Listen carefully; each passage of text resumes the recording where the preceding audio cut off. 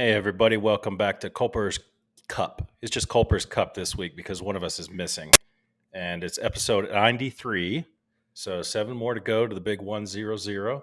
And we're real excited about that. And I hope y'all are too. We got some good feedback on the last couple of episodes. We appreciate that, which we might get to some of that in a minute, the feedback and what we've been hearing, positive and negative. But breaking news, Josh, breaking news. And this is big stuff, man. This is big stuff. I think this is a watershed moment for culture.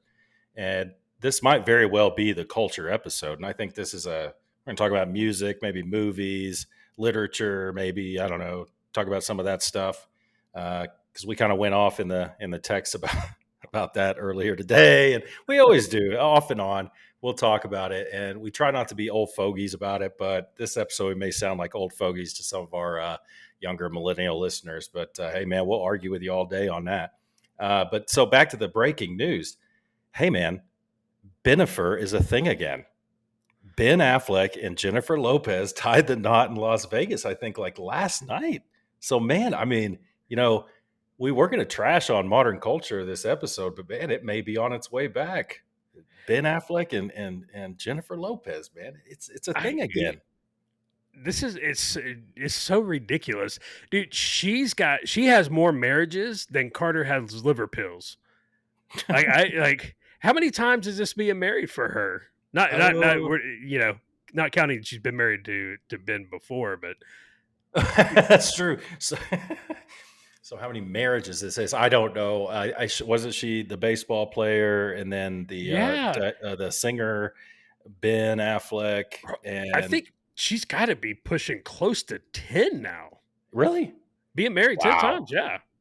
Oh, so I mean, when you're married that many times, off and on, is the problem really you, or is it somebody else? I don't know. She seems real. I don't know. I mean, I've seen her, on what is it? Not Dancing with the Stars, the American Idol, right? She seems okay. She doesn't seem like a horrible person. Mariah Carey seems like a horrible person. But I mean, for sure. What do you think it is? What do you think drives the men away? You think she just gets tired of him, or what do you think?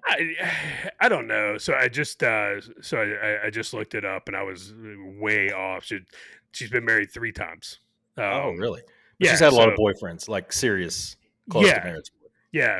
I mean, we know dudes that we were in the military with that have been, married more than 3 times. So I don't know what it is, man.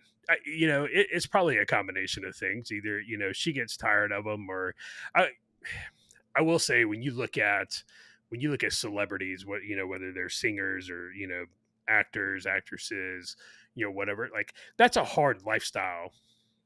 That's a hard lifestyle, and it's a hard lifestyle in a sense of you're always on the road, you're traveling, and especially if your significant other is also, a celebrity, whether it be, a professional sports player, another singer, actor, actress, whatever that is, like, you're constantly being pulled away. You're in 2 different locations. You're constantly on the road. Like, and we know what that's like. You're constantly gone, and on the road. Like, so I get it from that aspect. And it's probably a little bit, everybody jokes about, it's like no matter how hot she is, there's some guy somewhere that's tired of putting up with her shit. So, there's probably some of that. And then, there's probably some of just, deep long distance relationships and stuff like that. They're hard. I'm sitting here trying to rack my brain on celebrity couples that have been married for a while that are somewhat famous. And I think that one that comes to mind, and I shouldn't know these things. I guess, my wife watches shows and stuff, and I watch with her. I'm not going to lie. I don't enjoy it as much as if I was watching, the documentary on, the King, Ronnie Coleman on Netflix or something. My wife's not going to watch that. But anyway, I would say like Keith Urban and Nicole Kidman have been married for a while. They've been married for a hot minute, like 15 years or so. Yeah. I'm not quite sure. They've been together a while, but you're right, man. When you get those two, celebrities who are, fairly famous, both of them, that's going to be tough, man. It's got to be hard on a marriage. Not to say it can't be done, You know, I think about Angelina Jolie and Brad Pitt. It's like that's never going to work. That's never going to work. The two of the most beautiful people on the planet, and one of them is certifiable. Well, actually, probably both of them are certifiable. I heard Brad Yeah, Pitt's kind of an odd bird, and Angelina Jolie. I mean, I actually I don't think she's a bad person at all. You know, she does some charity work in Africa, and I think she really does care. She's not doing it for the press, but she cannot be an easy person. There's no way. I don't think she was acting in the show Girl Interrupted. I think that was really her. oh no, Lord no. And I mean, you go back to Angelina Jolie, you go back to her marriage with Billy Bob Thornton. You Yeah. know, it's like they're wearing each other's blood and a little vial around their necks. Like, come on, man. Like, dude, that just. And I guarantee you, like that, she took some of that to Brad Pitt, and I think everybody, I think everybody that is in that realm, you're a celebrity and stuff. All of you have everybody's a bit mad, right? Um, you know, as far as those celebrity marriages that have kind of lasted, the one that sticks out, I think, the most would probably be like Kurt Russell and Goldie Hawn. Um, Oh yeah, yeah. They've been married. you know, Oh, they're over 30 years. Has to yeah, be. yeah, has to be. So like I would say that one. There's some others out there that like you look at it, one of them super famous and the other one is maybe kind of famous. um you know so um who was the yeah Matthew Broderick, Oh, he's married to Ferris Bueller's Horseface. Day Off. Oh, I shouldn't have said that. Shouldn't have said Horseface, but that's I Sarah, can't think of the actress's name. Sarah Parker, Sarah Jessica Parker. Yeah, yeah, yeah. Yeah, yeah. See, I can't. Why do I know this shit? I don't. I should not know this. Well, I mean, for years. So for those of you who are a little bit younger, we do have some younger listeners who appreciate younger than us anyway, like early 30s to mid 30s. Those are youngsters to us these days. But back in the day, think about this, Josh. Like maybe you watched Entertainment Tonight, and you knew maybe every once in a while you watched it and you knew that Kurt Russell and Goldie Hawn got married way back in the day. But most likely, you saw that on the cover of a National Enquirer when you were checking out at the grocery The store. grocery It store. wasn't the internet. It's the National Enquirer. You're just sitting there looking. It had and People magazine and stuff like that. I think my mom bought a People every once in a while, and that's kind of where I got my pop culture back then. But Michael Douglas and Catherine Zeta-Jones as Roger just chimed in. So Josh is logged in as Roger. It's pretty funny. But what I was one thing about Billy Bob Thornton, that dude's crazy too. Like that guy's an artist crazy. 100%. One of the funniest things I saw an interview. I don't know if you ever saw this interview with him where they were, really going in depth on, hey, Billy Bob, really what makes you tick? And he got down to he has irrational fears. Do you know what his two irrational fears are? No. One of them's midgets. He's like irrationally afraid. And the other one is antique furniture. Like the old French, antique furniture, like old French ornate. He said he gets physically ill when he's around it. And I'm like, okay. Those two things. And the way he described it, he's not BSing. Who makes that up? I have a phobia for that type of furniture. Come on, the dude's That's nuts. hilarious, dude. So him and Peter Dinklage aren't going to be doing a movie together. Well, anytime soon? No, because he did Bad Santa, and I was like, he did that interview right. way before Bad Santa, and I knew when he was in that movie with the little elf guy, who was great in that movie, by the way. I mean, he just grinned and bared it and got over his fear, man. Confronted it head on. I love it. Oh man, I think I only have like one irrational fear, and it's not even a fear. Like dude, I'm not a fan of spiders. Like I don't dig spiders. I don't think it's a rational fear though. Like it's I don't know. How do you react? How do you react when you see a spider? Because I have a feeling it's a similar reaction to when I see a centipede or a scorpion. How do you react? I wouldn't guess that you go screaming or whatever, right? No. Like I'll look at it and like, okay, what kind is that? I don't know what kind it is. I'm just gonna stay away from it. You Oh, know, my first reaction, centipedes or scorpions, is it must die yesterday. I irrationally kill them. I I love it. mean, I hate them so much, and I guess it's a fear, I guess, but I hate them so much. It's just like, that's where the real violence comes out, man. Violence of Yeah, action against centipedes and scorpions. I Ugh, love it. I ugh. love it.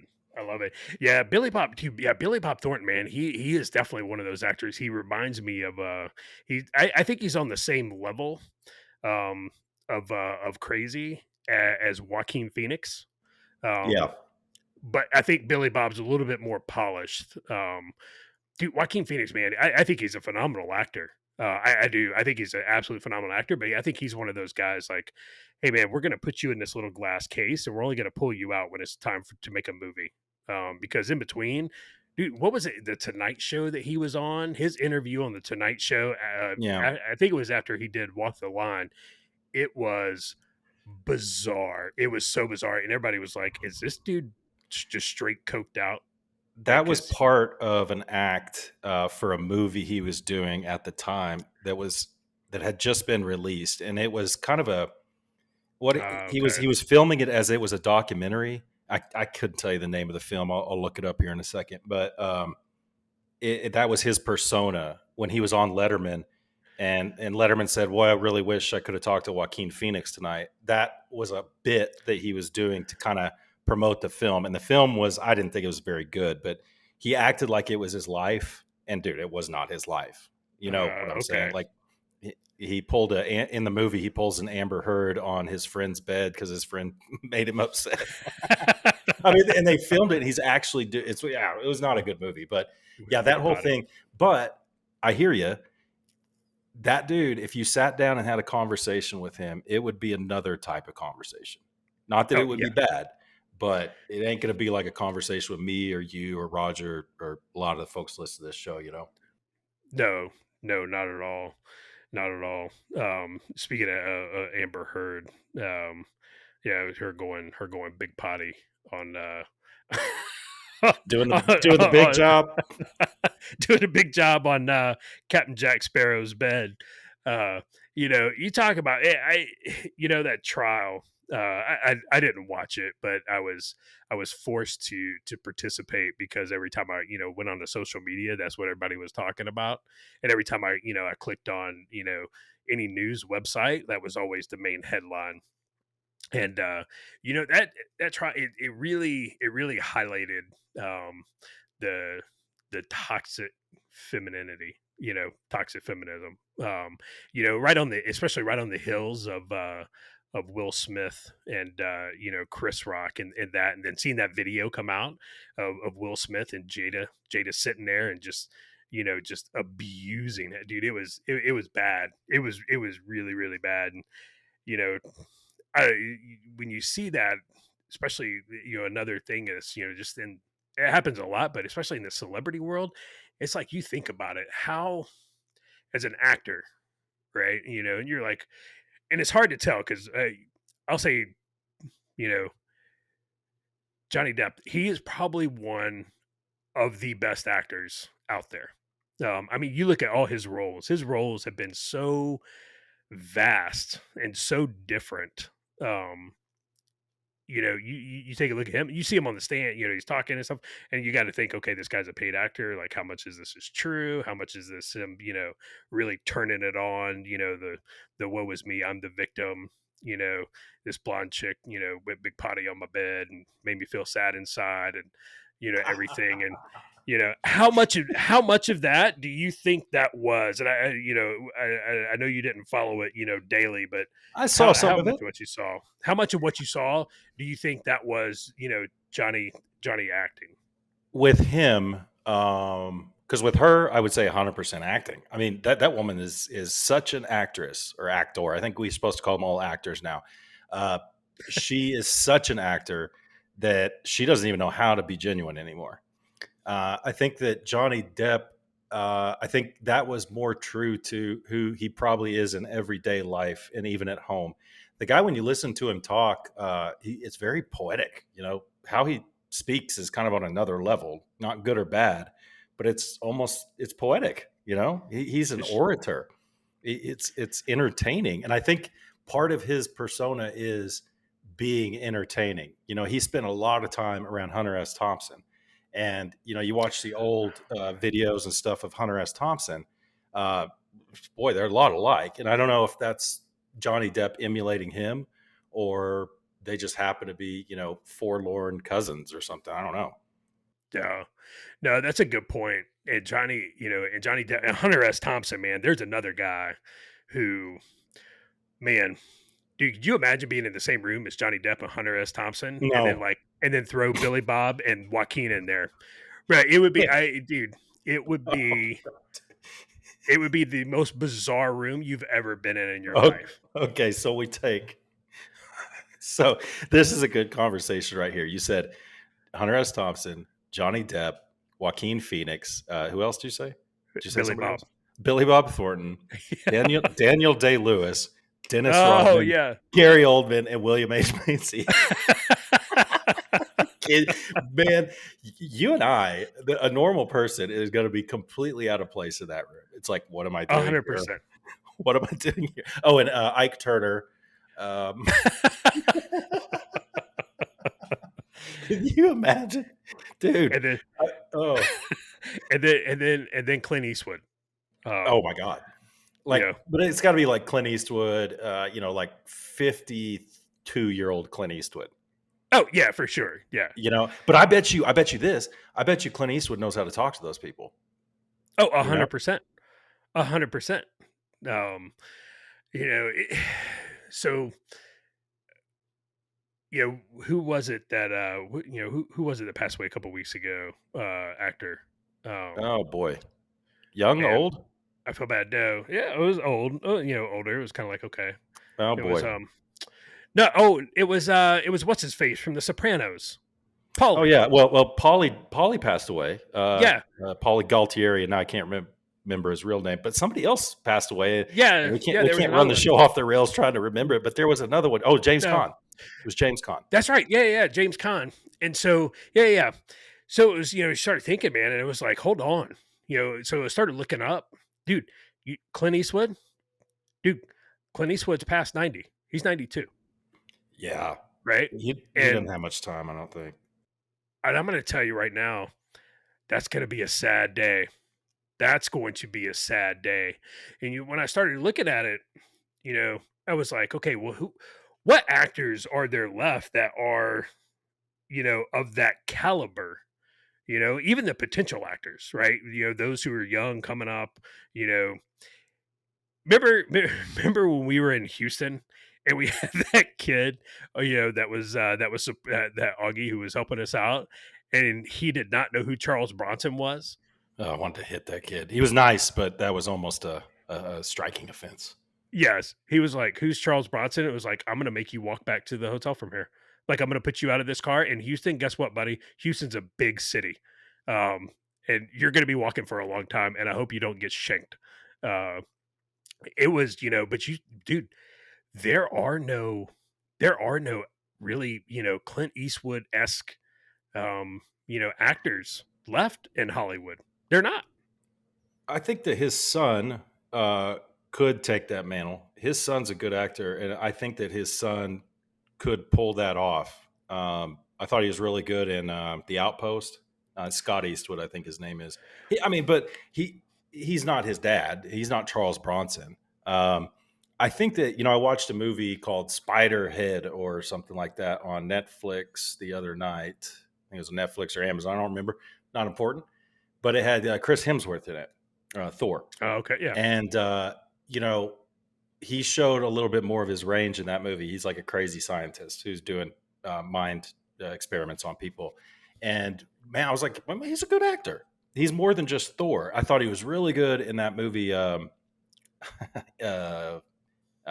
takes place in Mumbai, and he pulls the kid out who was kidnapped by the bad guys. Extraction. Oh, yeah. Extraction. Yeah, I thought he was good in that, but that that's the action hero type movie, and that movie I loved because it pulled no punches. It was like an old action movie. I've heard that the John Wick movies are like that, so there's still Keanu Reeves out there. I haven't seen the John Wick movies, but I heard those are pull no punches action just all the way through. So, Yeah. but Keanu's getting old. Keanu Dude, Keanu older. Reeves is dude. Keanu Reeves, he's got to be over 50 by now, easy. Yeah. Oh yeah. Easy. I For mean, sure. Point Break was a long time ago. And I want to say he and Brad Pitt are about the same age. And Yeah, I think that, you mentioned a few, but that are still alive. We both did. Daniel Day-Lewis, Gary Oldman, William H. Macy, and Joaquin Phoenix. If those guys are, well, Daniel Day-Lewis says he's retired. I don't think that dude's coming back. Um, it's too bad. But when those guys put out a movie, especially Oldman and Joaquin Phoenix, I'm probably going to want to see it.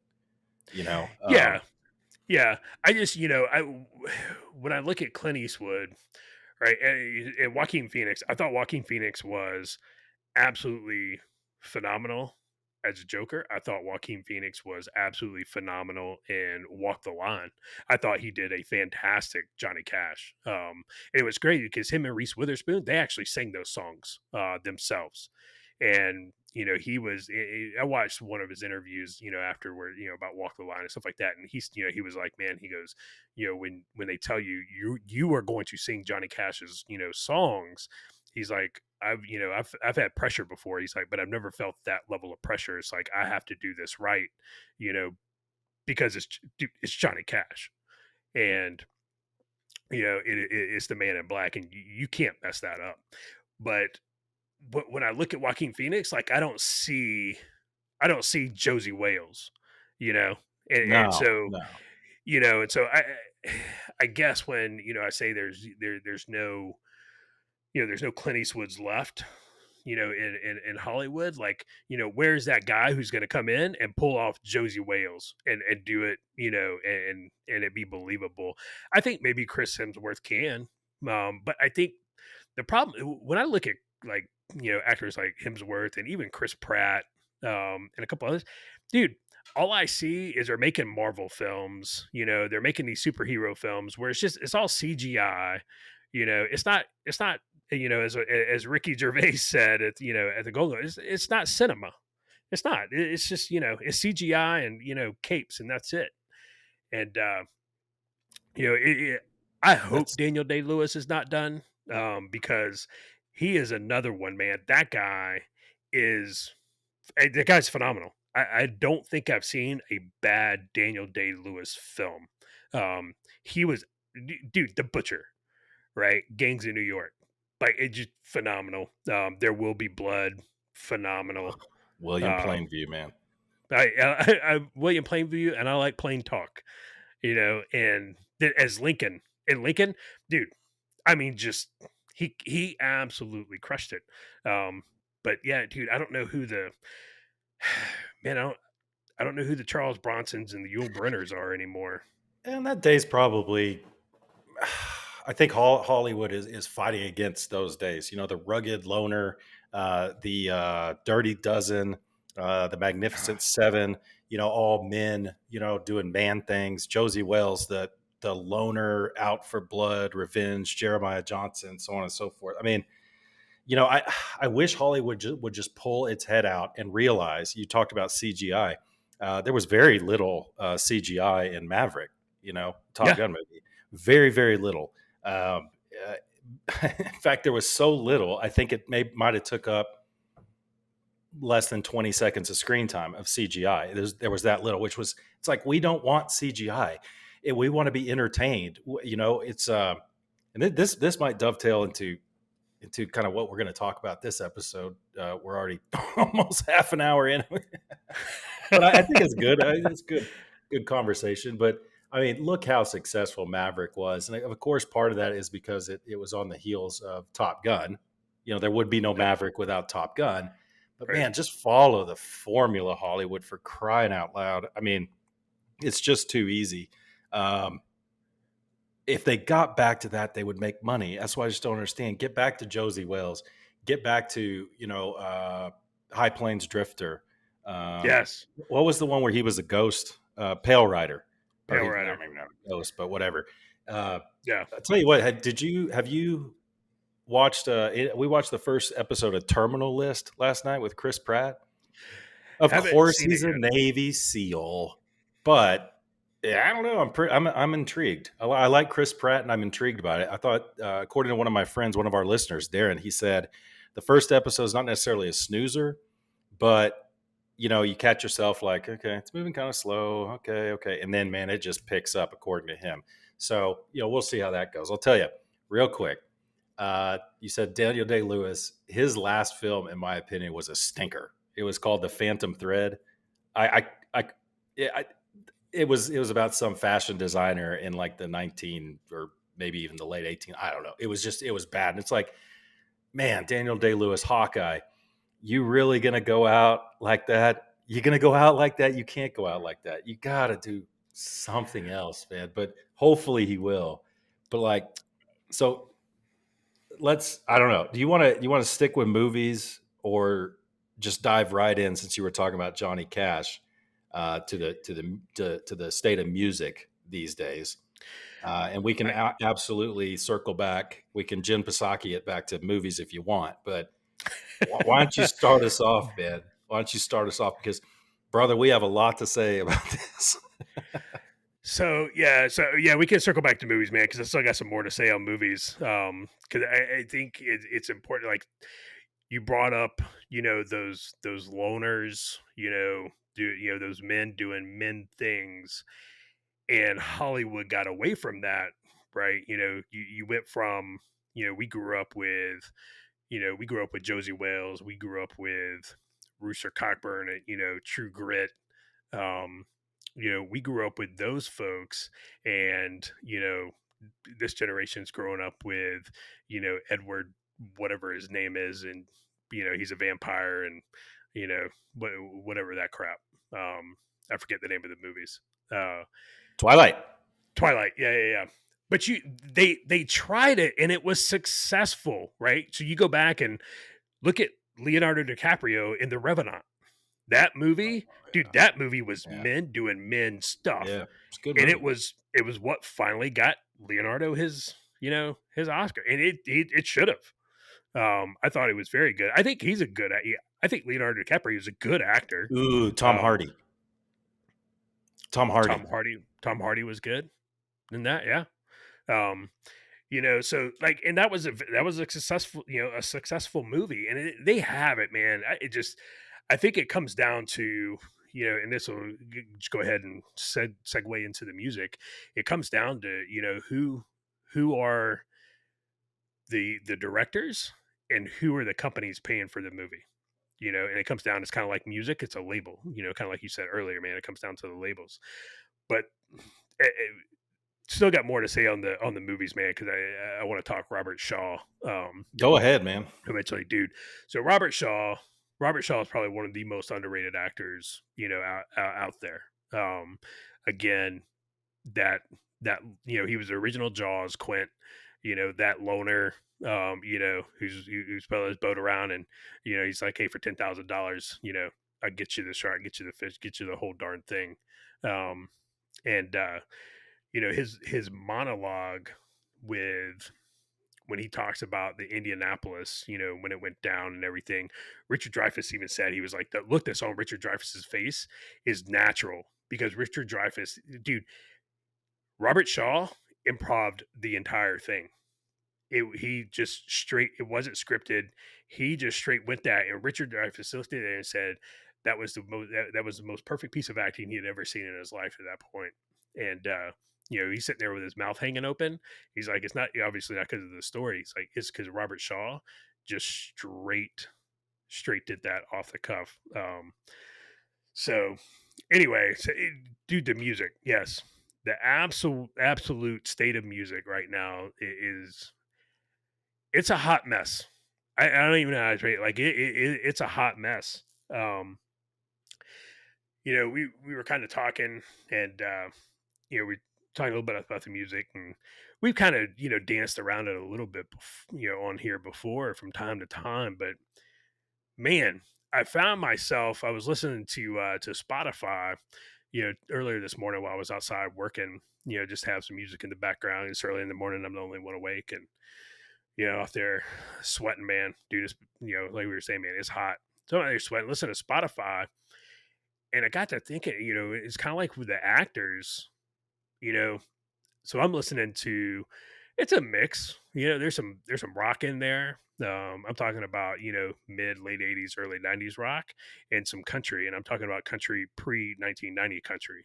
And, I got to thinking, George Jones's song "Who's Gonna Fill Their Shoes" came on, and I think it, man, dude, the overall state of music, country music, it's it's garbage. It is garbage. It is 100% pure, unadulterated garbage. Um, the stuff that they try and pass today as music, and I would say in almost all genres, is garbage. It's just it's not there anymore. So I guess for you, we'll just kind of start off. When did rock and roll? We'll start with rock and roll. When did rock and roll die, and why? Oh, okay. That's a really good question. I see patterns, right? I see patterns because, man, you're right, Josh. There is so much to say about music, and this episode might be our stinker, but we ain't going out on a stinker. Believe me, there will be an episode 94. Y'all That's just hang right. in, so you can shut it off now, bitches. Okay, so PG-13. I think bitches is okay. So we're gonna. It's now we don't have potty mouth Roger here with us, so maybe we'll make it through without some. Without an F bomb. Without an F bomb or taco jokes or anything like that. Okay. So I believe that there are patterns. Okay. I definitely believe in cyclical patterns. It's part of what defines me and my outlook on the world. Right. So I'll use a basketball thing. I say a lot. I think that for a good time in the NBA, for a good amount of time, and I think it's probably still like this. Michael Jordan was the best and worst thing to happen to the game of basketball, professional basketball. The best as in that he revolutionized the game in a number of ways. He revolutionized marketing. We all got to see him play. He's the GOAT. Don't talk to me about Kobe or LeBron. He's the GOAT, period. He's the worst thing for revolutionizing the marketing aspect of the NBA as a whole, and the clothing industry and things like that. Because what everyone saw was, okay, here's a formula. Here's a formula on how to get super successful selling shoes or jerseys or soda pop or whatever. So what they started doing was making as many superstars as possible.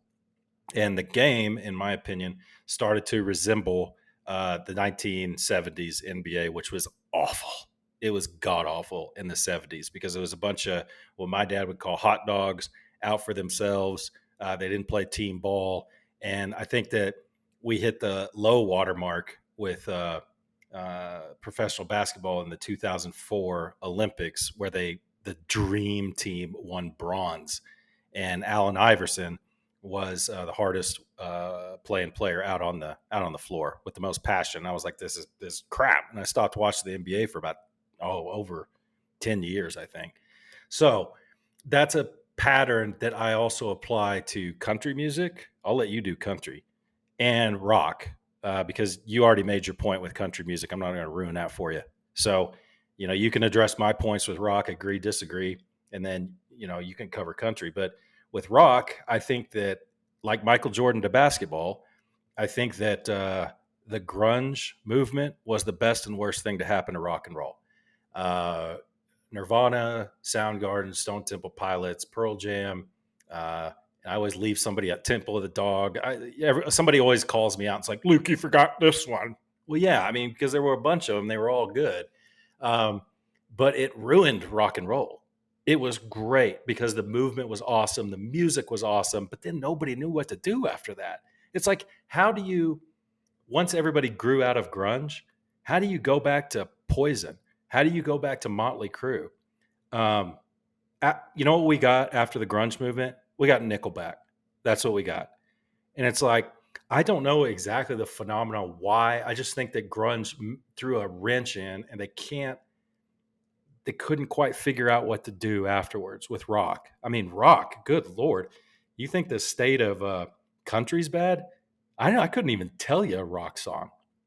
I mean, I think that there's a few every once in a while that come along. Like, I think this guy, Daughtry, he had a couple good songs, but yeah, it wasn't Motley Crue. It wasn't Van Halen.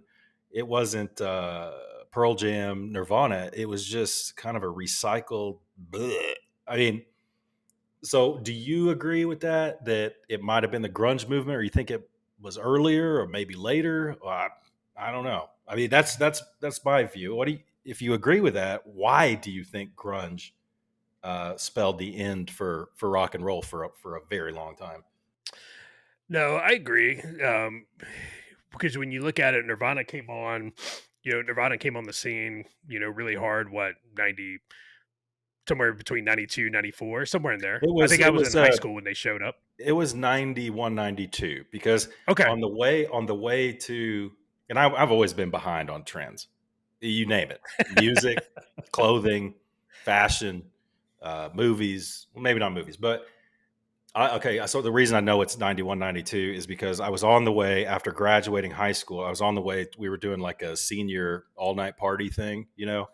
and Smells Like Teen Spirit came on the radio, and I was like, oh my God, this is the best thing I've ever heard. And my buddy was like, dude, this came out like 3 months ago. Where you been? What planet you on? So I know it was 91, 92. I graduated high school in 92. So I'm sorry to cut Okay. you off. Go on. No, all good. Yeah. Yeah. So that came out, and that's about, you go back and look, that's about a couple of years later, I would say, is when rock and roll just really, it fizzled out. Um, and I do think the grunge movement, because I remember in high school, you had your group of kids who who were, they were the Metallica, the Guns N' Roses, Poison, Motley Crue crowd, and then you had the group of kids who, Creed, Sister Hazel, Pearl Jam, Nirvana, um, crowd, and that was really prevalent, especially, like Pearl Jam, Stone Temple Pilots, like you said, those were really popular. I graduated high school in '95, and those were the things that were super popular then. And I think you're right. I think you layer on top of that music streaming, and it got easier to access music, even if you did it, illegally through Napster. Um, before, and then it just really that led into, the CD craze came out, and then, people could burn stuff onto, later, because before it was, hey man, you had to wait for your song to come on the radio, and you had to hit it just right if you were dubbing a tape, right? And man, if you were really rich, you had a radio that had two tape decks on it to where you could make copies of tapes.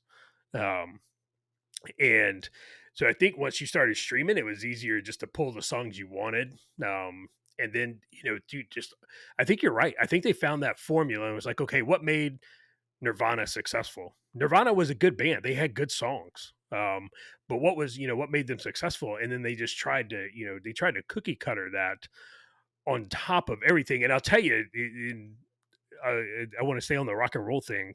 So I'll throw it back over to you. But you just keep this in the back of your head.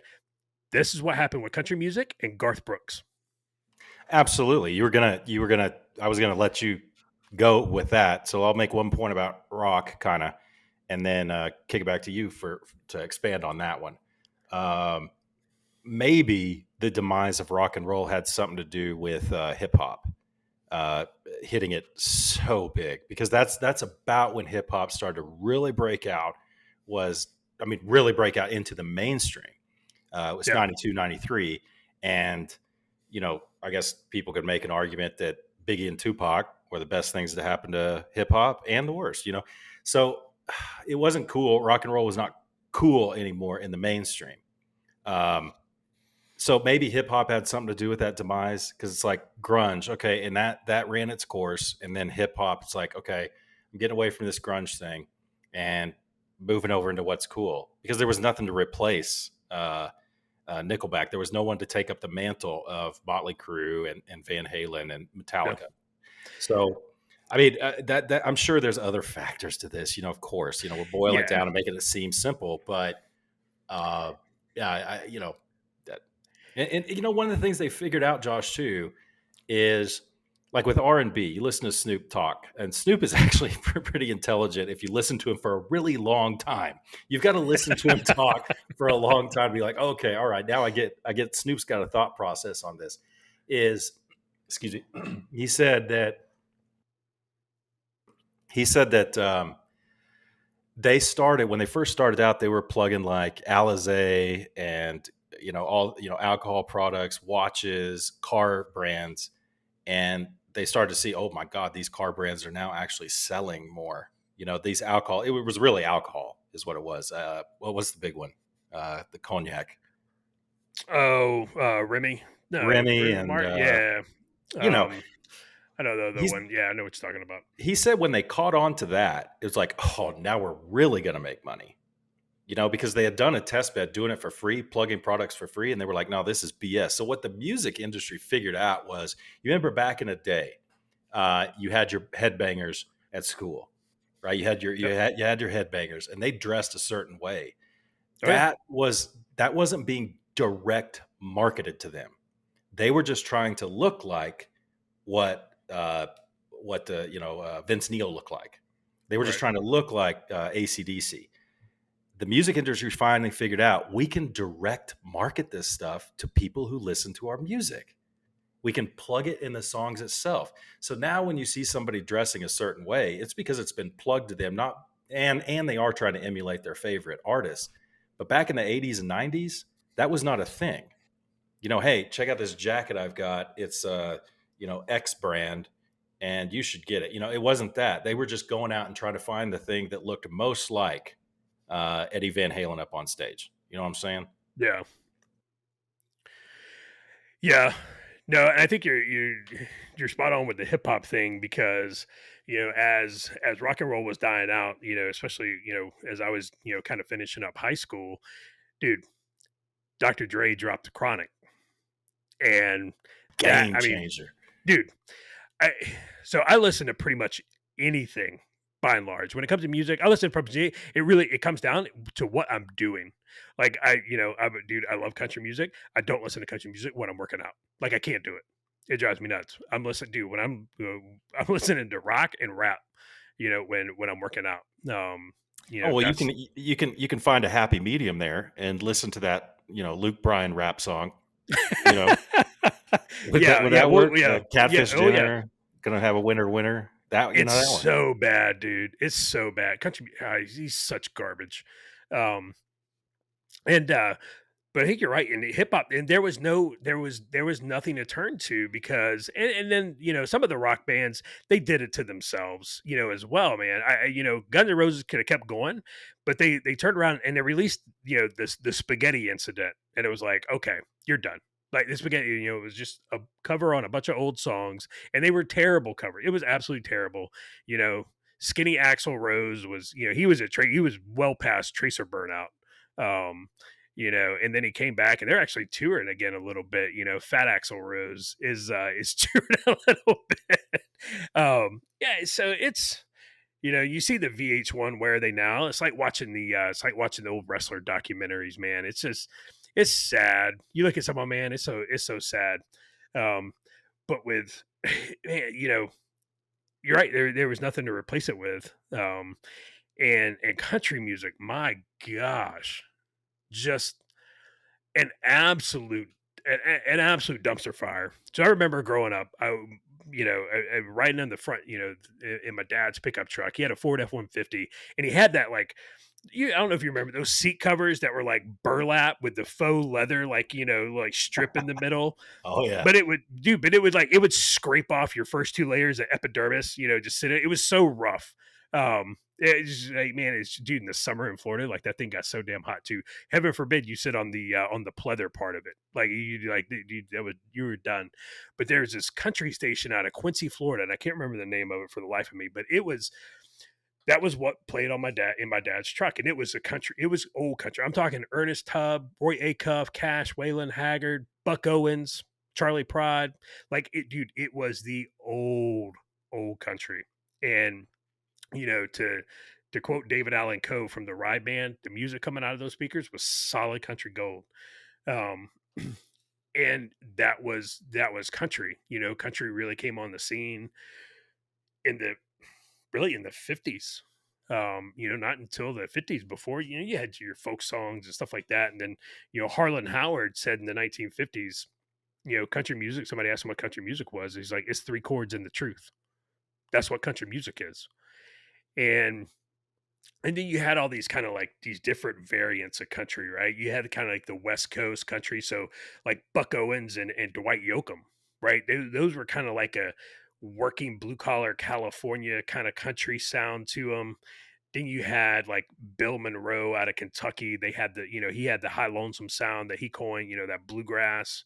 Um, and then, you know, country over the years, it kind of ebbed and flowed and evolved. And you had the, you know, you had the outlaw country, um, you know, because guys wanted to go do what they wanted to go do. And the record labels were like, no, we got to do this or you got to do that. And, you know, a bunch of them, you know, basically told the record labels to pound sand.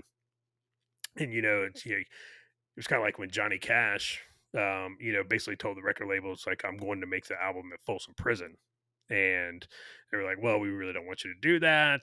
We don't think that's a good idea. And this was, you know, after he came, you know, he kind of came clean and, you know, found God and, you know, got off the pills and stuff. And he was like, well, I'm going to do it anyway. And dude, I mean, dude, Folsom Prison, that album was absolutely amazing. And then country, you know, coming on in, it kind of died off a little in the 70s because it's not popular. It's like, dude, it was like bourbon, right? It was like bourbon in the 70s and 80s. That was your granddad's drink. That was great. Nobody wanted to drink granddad's drink. Um, and then, of all things, Urban Cowboy.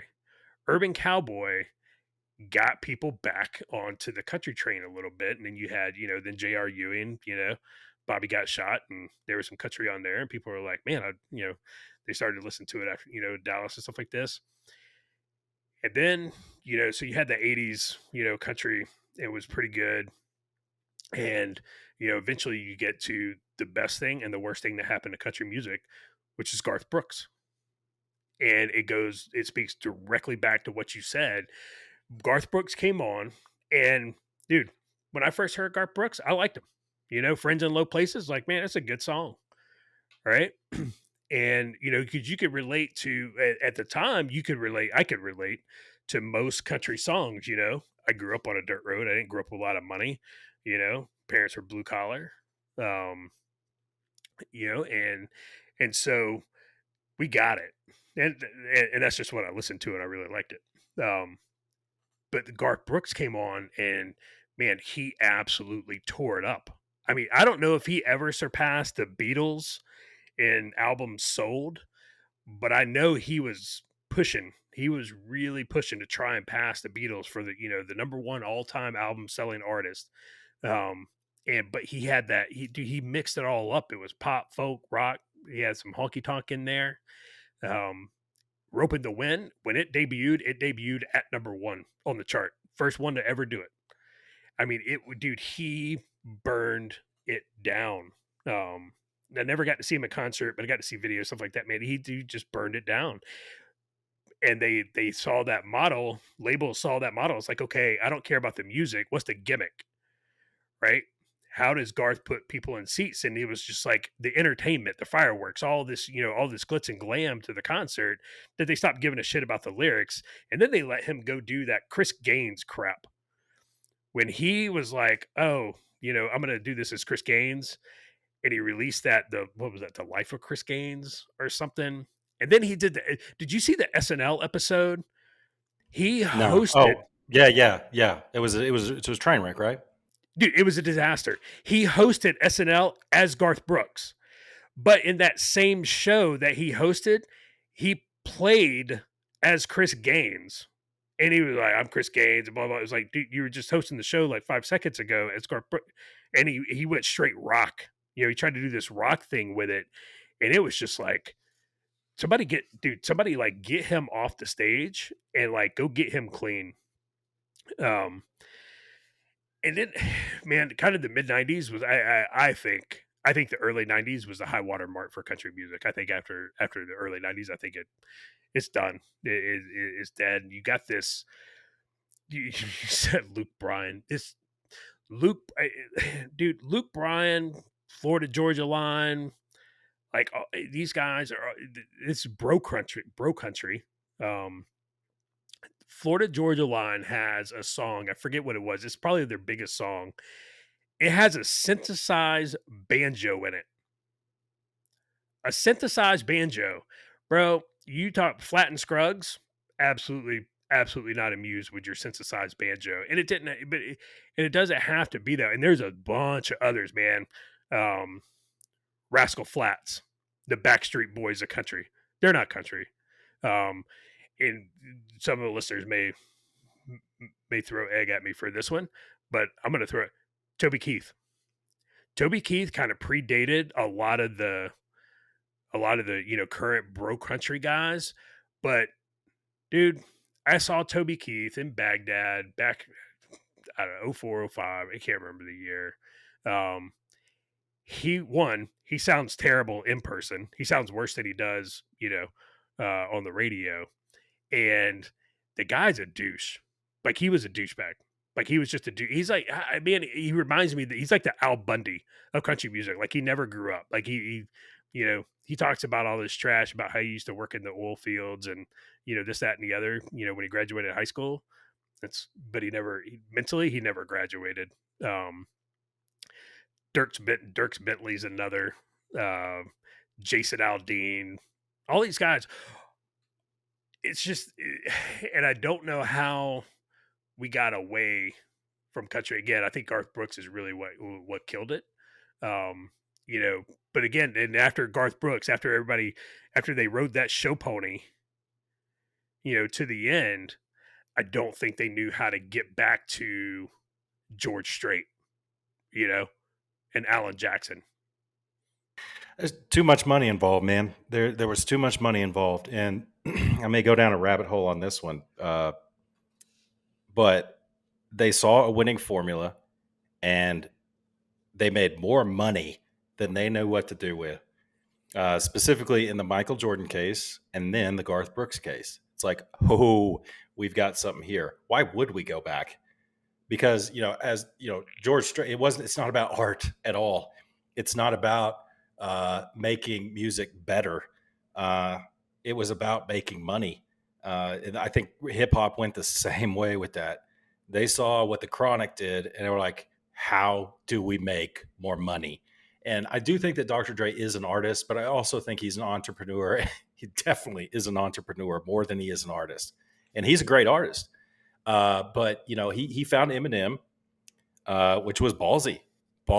And Eminem back in the day, man, this is something we've never heard before.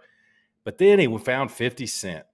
And that was when, Jay-Z and, Puff Daddy kind of did the same thing, went down the money route. And it's just like, let's find what people will snap their fingers and bob their heads to. And it just went that way. There was no motivation to go back to making it edifying. So I think I may have said this on the show before. I'd say mainstream pop country is what we're talking about now. Mainstream pop country, mainstream R&B, hip hop. Okay, this stuff is candy. Okay, I'm not ashamed to say it, dude. Britney Spears, "Hit Me, Baby, One More Time." When that comes on, I'm like, yeah, doing the white boy overbite. Because it's designed to do that. It's like Facebook, right? It's like Twitter. It has been designed to have your brain say, that's a hook that I like. And your brain catches the hook that it likes and your head starts bouncing, but that's candy. Dude, that will rot your teeth out of your head. The same way that music will rot your soul. It will rot your mind. Whereas Johnny Cash, George Strait, Tupac, the list goes on. That's like a steak and potatoes and vegetables. Okay, that's your broccoli that you need to keep your body going and to keep your soul active and alive, and to keep your mind working and thinking. You can't live. Is candy nice? Sure, candy's nice. I like to listen to "In the Club" by 50 Cent every once in a while. That's actually I got a couple 50 Cent songs on my workout mix, but it's candy. It's nice to eat candy every once in a while, but you can't live off it, bro. You can't. And like these country artists, you talk about Luke Bryan. Who's the guy that's married to no doubt Gwen Stefani? Um, Oh, Blake Shelton. Blake Shelton. Okay, I'm gonna take those two guys. I'm not gonna say that they are completely without musical talent, but that's not the point. They are producing records for a label that tells them. I bet Luke Bryan could probably write a pretty good song. I bet he could write a pretty good song, and that sound a little bit like George Strait back in the day. But there's no way the studio is going to let him put that on their album. And if they do, it's going to be track number 9. They're just never going to get any radio play. You know what I'm saying? So I look at like Keith Urban, right? I bet Keith Urban probably falls into the line of pop country artists that you're like garbage, And I would kind of agree with you on that. He's no Johnny Cash. He's no he's no George Strait, the other artist you mentioned, Willie Nelson, David Allan Coe. But Keith Urban, I've seen him play. I've seen him perform. That dude was born in the wrong decade. That dude should have been born in the 1960s so he could have rocked us in the Yeah. 1980s. But that's the point. It's like there was nowhere for Keith Urban to go. There's nowhere for Luke Bryan to go. Uh, they had to go country. They're not going hip hop, and they're definitely, you want to make a lot of money, Keith Urban. Here's what you do: you sing about country roads and cattle, and going down Main Street, and going to the homecoming. So he learned to do that, and now he's rich. So I bet you didn't know the beef between Toby Keith and Carlton Zeus. Did you know about that? Oh man. Um, I don't know if you mentioned that one time or I not. probably told you, It but it I was don't think I probably told the this audience. long time ago. So back in the day, Carlton Zeus, and I really, really want to get him on the show. But the first time I learned that he was an artist was at work. Actually, I was working with him, and somebody came in and said, "Have you seen his video?" And I'm like, "His video?" And he pulls up YouTube, and he's got a video on YouTube called Sharpie Solo, and this was 2009, 10ish, 2010, I think. And I watched it, and the guy who had showed me the video was like making fun of Carlton Zeus, like, huh, look at this. And I was listening to it, and I'm like, boy, this is a good song, bro. Why are you making fun of it? I mean, this is really good. It's catchy. The lyrics are awesome. And so I was like, man, dude, bro. And so I went to him, I went to Carlton Zeus. I don't know if he wants us using his real name on here. So I went to him and I was like, dude, this is really something special. And he was real humble and he told me all about it. And I just thought it was the greatest thing. If you go check out Sharpie Solo on iTunes or Spotify, it's a good song. It's about living in San Antonio and maybe down into the Rio Grande Valley. His own personal experience. He talks about dive places in San Antonio. It's just a very entertaining song. It's catchy and you'll like it. So go check out Sharpie Solo. There's your plug, Carlton Zeus. You're welcome. Um, but anyway, so I think about a year after Sharpie Solo came out, it's like here's a Sharpie and a Solo cup. Welcome to the party. Here's a Sharpie and a Solo cup. Yeah. That's kind of what the song's about. And a couple years after that, Toby Keith came out with Red Solo Cup. Now those two songs are so dissimilar, right? But I think what caught, and we'll ask Carlton Zeus when he comes on the show, we'll ask him to tell this story because I may not be getting it all right. But what caught his eye was that the guy who produced Sharpie Solo had co-writing credits for Red Solo Cup with Toby Keith. Oh Right? no. So back then, I don't think Carlton Zeus had signed to any labels yet. So he was like looking for any press at all, anything he could get. So he brought it up on like a local radio station. He's like, I think it's kind of strange that this happened, in an interview. He never accused Toby Keith of anything. He said, "Hey man, I think it's strange, right? I know the songs aren't the same, but it's just kind of strange. I do a Sharpie and a Solo Cup, and now there's Red Solo Cup." So that somehow got to Toby Keith that he had called him out, so to speak. So Toby Keith comes on a nationally syndicated radio show, and says, "Yeah, there's this old boy. He's white but thinks he's black, rapping and saying that I stole his song." And man, that was absolutely the wrong thing to say because Carlton Zeus is Hispanic and he's a veteran. And it's like, Oh yeah, bro, instead of maybe tearing this guy down, and you obviously didn't listen to what he said because it was kind of a joke what he was saying on the radio. He didn't accuse him of anything. yeah, Uh, so a lot of people in San Antonio do not, and going down into South Texas, do not like Toby Keith because of that. He's not welcome around there because that was, Carlton Zeus doesn't have, a quarter of the audience size or reach that Toby Keith does. But man, that was kind of a crappy thing to do. yeah, Instead of doing that, maybe he could have listened to what the guy actually said and maybe helped a veteran become yeah, bigger, bring him on stage or something. That would have turned it. Carlton Zeus would have made it probably 5 years before he actually did. If Toby Keith would have just been like, "Oh, this is a vet. Maybe I shouldn't talk crap about him because that's how I made all my money exactly. during the, the global war on terror, was playing to people's emotions and all that stuff." So I kind of went off there, Josh. I mean, yeah, so now everybody knows that there was a beef between Carlton Zeus and Toby Keith. Dude, I did not know that. That's dude, that's bananas. Hey, you know what though? That dude, that matches. Like I said, man, when he came over to Iraq, it's you can tell when somebody is genuine and when somebody is just patronizing you. Like like it's obvious. And he was not genuine. He looked for any opportunity.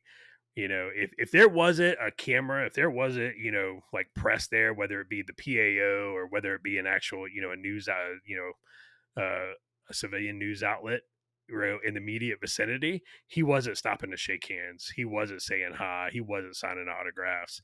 He was definitely there for the for the accolades of I'm the Bob Hope of the USO now, entertaining the troops. And it was just it was it turned me off. And but like you said, Toby Keith, with some others, he's got that model, he's got some songs that there's a hook there. And when they come on, you find, next thing you know, your head's bobbing to it. So I don't know, dude. Country music is so broken too, because to they even got to the point to where, like, dude, there's ongoing feuds, within country, um, between some artists. And you know I think it was Zach Brown. So Zach Brown band, they came out and they're pretty good.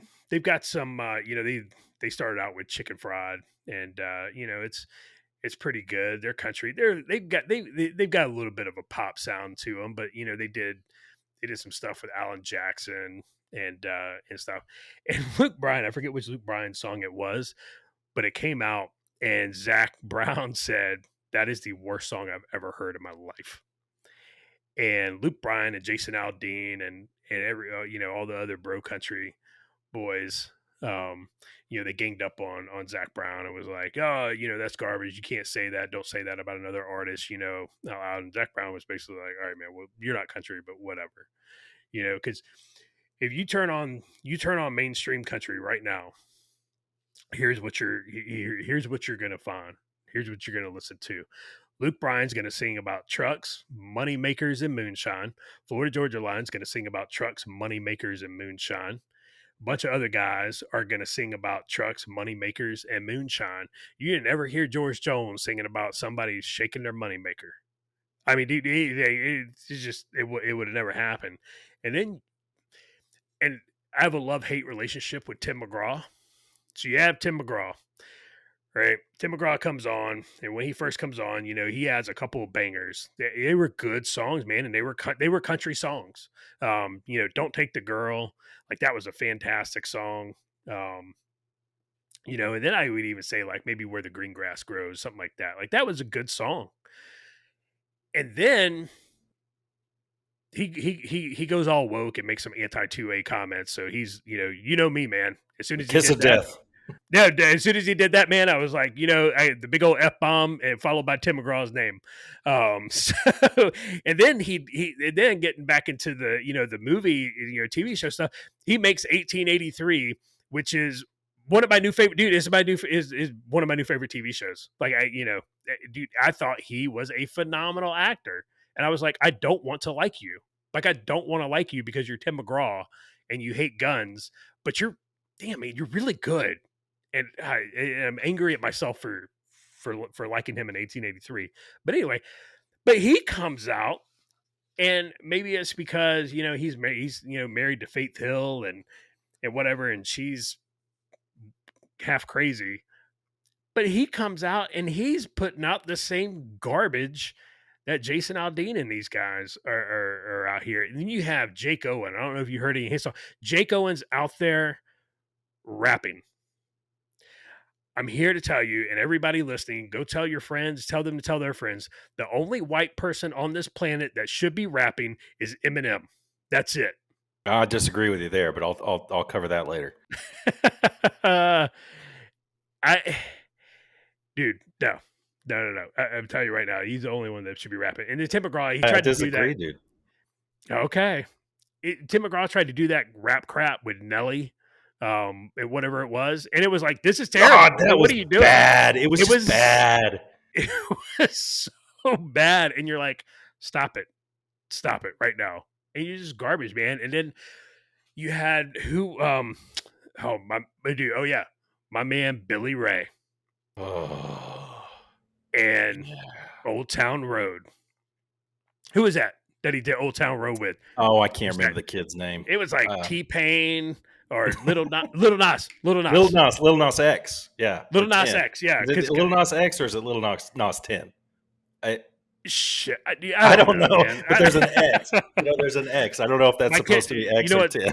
Yeah, dude, my kids would probably tell me. They'd be like, "Dad, you just stop." But they came out that like Old Town Road, and they're like, "Oh, yeah, we're doing this crossover stuff," and you're like, "Stop it, leave it alone." Like, you don't have to mix it. Don't mix the streams, Egon. Like, don't do it. But it's, and then you have, people who, like you said, man, people who just didn't fit anywhere. They're throwing them into country. And Keith Urban, there are very few people that can play a guitar as good as Keith Urban. That guy, man, he's amazing, man. Yeah, like you said, man, he should have been in the 80s because that guy can play a guitar. He's hands down one of the best. I tell you, another guy who, man, this guy, he can play a guitar he's up there on par with Slash, is Sturgill Simpson. Sturgill Simpson can play. Brad Paisley, another country singer, like he can play a good electric guitar pretty well. But anyway, getting a little off track there.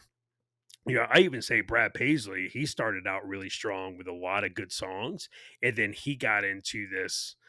All of his songs started sounding the same. It was just like, you turn on a radio station. I remember in the 80s and early 90s, I could turn on a radio station and I knew immediately it was a country station. Like, I knew immediately. Now, you turn on a country station, you've got to wait, and you've got to listen for a couple minutes to see, is this the country station or not? Because the song playing right now, I can't tell. And that's a problem. Even Tom Petty, and I think Tom Petty's one of the best musicians, of all time. He came out and he said country music, quote, it's like bad rock with a fiddle, is the way he described the kind of new country out there. There's some folks, man, who are trying to hold. I had high hopes, and I'll let you, you can give your opinion on them. Chris Stapleton came on the scene, and the first time I heard Chris Stapleton was his song, I think it was Traveler, and I was like, dude, this guy's voice is hands down amazing. Like, I'm listening to his voice, And then oh no, so I heard Traveler, and then I heard he redid George Jones. Um, God, well, dude, I'm blanking on it now. I can't believe I'm blanking I don't on know. it. Tennessee Whiskey. God, why, dude, I blanked on that one. When I heard him, he redid Tennessee Whiskey. I actually like his better than I do George. I like his version better than I do George Jones, did the original. But in Chris Stapleton's voice, man, you heard country, soul, blues, bluegrass. Like, I mean, dude, his voice just amazing. And I was like, this guy's he is the next Johnny Cash. Like, he is going to be, the old school country. He's going to have a little bit of outlaw in him, from his appearance, his style. I was like, this guy's going to be it. And then he just he effed it all up. He was he started down this other road. And you can give your opinion on it, man. But I thought he was going to be it, but he's not. I just super disappointed at Chris Stapleton. Yeah, I think he's part of that formulaic problem that we've kind of been addressing with the studios, and I think he fell into, I wouldn't say a trap. I think he absolutely knew what he was getting into because the guy's been writing country songs for years. Yeah. A lot of the songs you hear, that he's just been writing songs for years. Okay, and really good ones. But the problem is he's writing these songs that again are track number 6. And you know what? Kids with iTunes and Spotify don't even know what I'm talking about when I say it's track 6 on Yeah, side B. exactly. But he was writing a ton, and I think he was writing track 6 on side B. But he was successful. But he wasn't writing, the country rap and stuff like that. He was writing that deep kind of more edifying type country. So I think that he either approached the studios or they approached him. I think he finally sold out is what he did. And I'm going somewhere with this, so stick with me, folks. He put out that first album, which was amazing. I'm with you on that one, man. We had to go see him in concert in Dublin because it was just like, I've got to see him play live. And he was playing his old stuff. And it was kind of before he did the Justin Timberlake thing, which I think that song was absolute horrible garbage. Is it catchy? Sure, it's catchy for the first 30 seconds, and then just repeat the first 30 seconds for another 3 minutes. It's awful. The song is really bad. And so he signs with the label. He puts out that first album. It's pushed to the moon, right? And then the studios did something they've been doing for a long time. And this is a formula that was developed by a man named Jimmy Iovine. Jimmy Iovine is one of the most influential music producers that's ever existed. He's worked with everyone since the 1970s. He worked with John Lennon. That was his first job. They brought him in on a Sunday, it was Easter Sunday, and he was the only one that they could call. He was the only one that could come in, and he actually got to work with John Lennon. He worked with Stevie Nicks, Tom Petty. He got his big hit with, NWA producing their stuff. And then he fell in with Dr. Dre, Rage Against the Machine, Gwen Stefani. The list goes on. Man, the guy has worked with everyone. But his philosophy is when you go into the studio, you make the Chronic and then you come out. I don't even know what the album was after the Chronic, right? But you make the Chronic and the next album should not sound like the Chronic. The next album should sound different. Right. And the studios back in the day used to fight back with him on that. He's like, it's not supposed to sound like the new album. It's supposed to sound like the next thing. But you see what happens is they start getting away from what worked, what people really loved. And, that one does one of two things. Either it makes the music dumber and more catchy, like we were saying, it makes the music into candy, or in some rare cases, it makes it better. But boy, I don't know, man. I mean, if you've made one good thing, why don't you stick with what people really love? I don't know. So I think Jimmy Iovine convinced all the studios that that's the way to do it. You've got to move forward. You can't be Chris Stapleton of the last album. You've got to be, you got to take it to another level and do a duet with Justin Timberlake. It's like, man, dude, that's just not what I want. So I think the second a studio gets involved, a major label Sony. I'm blanking on all the albums or the Columbia. yeah, Columbia. Those start getting involved, and that's a recipe for your music turn into dog shit. Um, that's my view. I do think that there's a lot of good music out there. So let's talk about some good stuff. That we listen to that gives us a little bit of hope, and I'm seeing less and less of it. You look at my playlist, and it's like, dude, boy, you got off the music train in like 1995, didn't you, Luke? I I'm the mean, same, man. I'm the same. with exceptions, but I've got to really dig to find stuff I like, and a lot of it's word of mouth. I'll get into that in just a second, but if with country, red dirt country, which is kind of a genre, gives me a little bit of hope. Red dirt country is a different sound, but it harkens back to like the 1980s. It gets more down into those true country music roots. It's not so poppy. And the first one I'll mention is the Panhandlers. It's a group of guys who are all independent artists that came together to make the Panhandlers. Like a Stone Temple Pilots type thing. You got a bunch of independent people who came together to do one project. Panhandlers have a song that's just absolutely amazing called West Texas in My Eye. And even if you're not from here, if you're from here and you don't get choked up, listen to that song, there's something wrong with you. And maybe you should move to Dallas. Okay.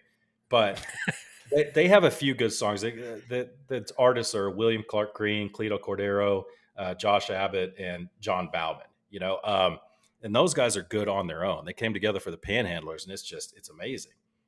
Some others you might have heard of, maybe not. Jason Boland and the Stragglers, Turnpike Troubadours, Cross Canadian Ragweed. That's an interesting one to listen to. Cody Canada. I mean, they just go. You can look up what I'm looking at right now. Just type in red dirt country artists in Google and just go down the list, man. I mean, it may not all be your thing if you're into country, but boy, I sure enjoy it. But all of these red dirt country, I would say, I doubt any of them are signed to major labels, because you know what? You mix in West Texas in My Eye with 15 song playlist that your local pop country radio plays. It's just not going to resonate because it's not catchy. Kind of is, but not really. You don't. There's just more to it. Anyway, I don't know. So all of these, my point is, all of them are on, I think, smaller labels, and many of them, if you dig real deep into it, are independent or on super small local labels that don't have much money. I think, in my opinion, that's where the good sound is. Smaller label, especially these days, smaller labels or independent artists. One of my favorite artists of all time is Ian Moore. He sings kind of a rock, soul, little tiny bit of a country sound in there. He's just banging. And that dude's back from the 90s. And I bet you never heard of him, Ian Moore. But man, he's got some good songs, man. So talented. But he never signed to a major label. Ted Nugent once threatened to kill him, but whatever. So I got a couple. I'm going to give Jesse a couple shout outs in this episode. Jesse turned me on to, and this is where I'm going to disagree with you, the white rapper thing. This guy, his name's Tom McDonald. Have you listened to Tom McDonald? And I'm like, who's that? Tom McDonald doesn't sound like a rapper name. He's like, just check it out. I said, I promise I'll check it out tonight. I was in San Antonio last week, and I was like, I promise I'll check it out tonight. I'll tell you what I think. What do? I go to my room and I don't check it out. And the first thing that Jesse asked me is like, did you listen to it? I was like, oh, I didn't, man. He's like, I knew it. I knew you wouldn't. I was like, he knew what he was doing. I was like, okay, dude, I promise I'll listen to it. And so I actually went by his house, which I'll get into toward the closing of the show. But went over to his house and he showed me a video of this guy. And I'm like, whoa. I mean, what caught me is how the guy looks, first of all. He's got like, not dreads, but he's got braids with it shaved on the side, braids down to his waist. He's got tattoos on his face. I mean, this dude is tatted up. He looks like somebody you wouldn't want to run into on the street. You know what he looks like? He looks like that dude that stabbed the NASCAR driver in LA. If you haven't seen that story. Oh, but yeah, dude, I saw that. Dude looks rough, and he's been out for a while. He's completely independent. And I listen to his stuff, and they're not all winners, but man, oh man, this guy has got a sound. and he's really leaning into the anti woke stuff. Um, and some of the songs are like, holy crap, he's actually saying what a lot of us are thinking. I don't think he's necessarily conservative at all. He's definitely not a Republican, but he's also not a Democrat. You know what I'm saying? And it's just like a couple of his songs I just couldn't believe. And I was like, this one's going straight in the workout playlist. And he's a white dude, and he was inspired. He actually writes a tribute song to Eminem called "Dear Stan" or something like that, and tells about how Eminem it was a real influence on his life. But what I like about this dude, and we can talk about the modern state of hip hop or not, but he's actually telling a story, not just through one song, but if you listen to an entire album, you're like, I know this guy really communicated with me, and he communicated a complex idea. It's like that's what music should be, man, in my opinion. That's what feeds the soul. It does not what rots your teeth. Although his songs are pretty catchy. So Tom McDonald, dude, I mean, oh my God, he melted my face off a couple of the songs. Yeah, you did. So you did send me that one. Um, it was the one of his anti woke ones, and it was legit. It was good. The so he was yeah, he was good. I have to check out more of his stuff. That was the only one I listened to. Um, you know, but but I will Dude, say he by and large, he does a diss track against a fairly small rapper named Mac Lethal. And Mac Mac Lethal. Lethal was apparently on Joe Rogan years ago. And Mac Lethal like called out Tom McDonald on publicly, whatever. So boom, beef is good for business, man. Yep. Period. And so he does a diss track on Mac Lethal called Mac Lethal Sucks. Oh man.